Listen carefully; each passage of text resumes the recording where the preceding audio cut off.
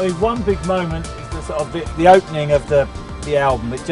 We actually wrote that at the beginning as an intentional kind of, right, bang, this is our sort of re-entry into the world with the new album. One big moment, like the Big Bang. It was like the Big Bang, wasn't it? And it's got like all these different vocal samples that we'd collected up, just all layered up, just sort of like, here we are again.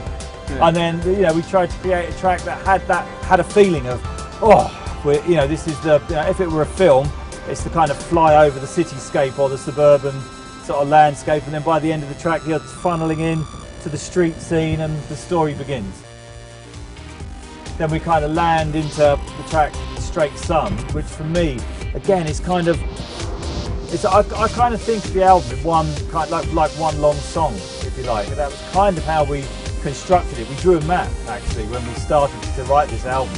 We got a big thing of wallpaper, backing paper, and just drew a map of how we wanted the album to be and how we wanted it to flow and what different sections would be. And after the big introduction, the next bit was kind of, let's establish the beat. So for me, Straight Sun is kind of, that's us establishing, you know, a beat after that and a flow and the sort of basis, a foundation for the rest of the album. Yeah, It sort of flows off into Never, which is more kind of, you know, again, that's kind of dipping and diving, and it's a much more sort of a beautiful track with a kind of soft introduction, but a big sort of ballsy, synthesizer-y kind of anthem. Do you know what I mean? But in a kind of beautiful, in a soft way. In a soft way, yeah. Well, sort of soft. New France was a track that kind of came about as it is kind of like a sort of gothy electro track, and by the time we got to the end of it, always felt like it was missing a vocal. That it should have been a vocal track. So we went out there to try and find someone that would bring that to the party, and came across Zola Jesus, who I'd never heard of before, but instantly fell in love with. It's just my kind of music, and I just thought she's just got the voice that was just going to be the perfect voice for this track. But it's kind of come out like a kind of poppy goth track in the kind of vein of Propaganda or something like that, which to me is a holy grail of everything that I've ever. Well, that's ever influenced me. Bands like Propaganda and the whole ZTT thing is a big influence on what we do anyway. Distractions, that is there. I guess that does have the modern kind of dubby influence on it. The fact that it's a slow track.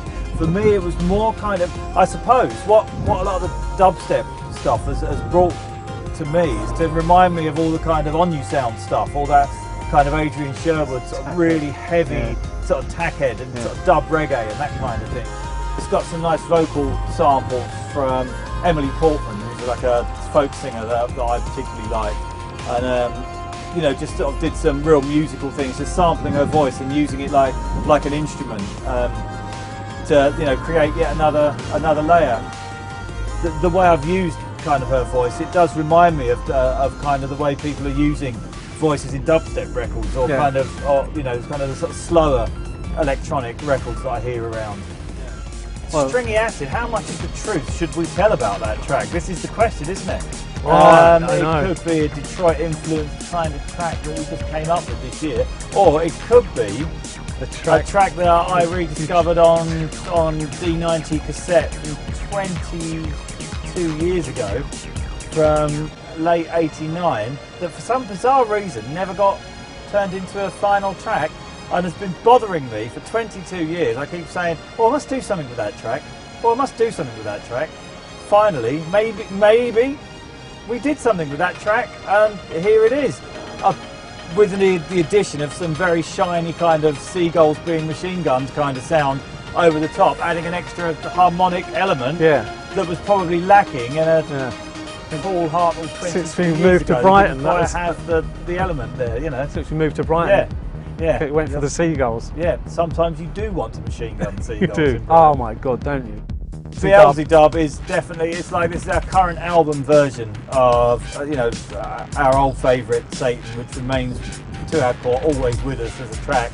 Never been on an album before, and we did this purely as we started adding a kind of drum and bass kind of element to Satan live. We started adding all these extra things when we were playing it live, and we came into the studio and said, well, let's do something with that, so we can open our DJ sets with it.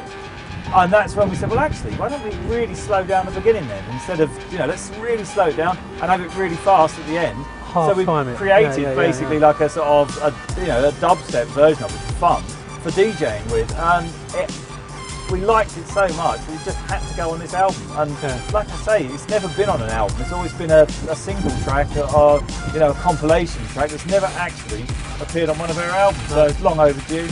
And here it is finally in yet a completely different form. But for me, where is it going? That's like the end of the album version of the One Big Moment. It's like, okay, we've had our one big moment coming in, and then at the end of the album, oh, where is it going? Where are we going with this? Where's it all going to lead to? We're finishing on a hopefully like a glorious moment, but it's still kind of posing the question because it's not over yet. We've only just begun again. Do you know what I mean? It's like Orbital 2. Who knows where this is going again? It's like, where is it going? Only way is up, bro. Only way is up. So it's a big, glorious kind of majestic, sort of harmony-rich kind of track to leave you sort of poised on the brink of awe. Should I play that again? It's one of the tracks that off of the album. We've never really done that before, but it was. I just think it's a fantastic word.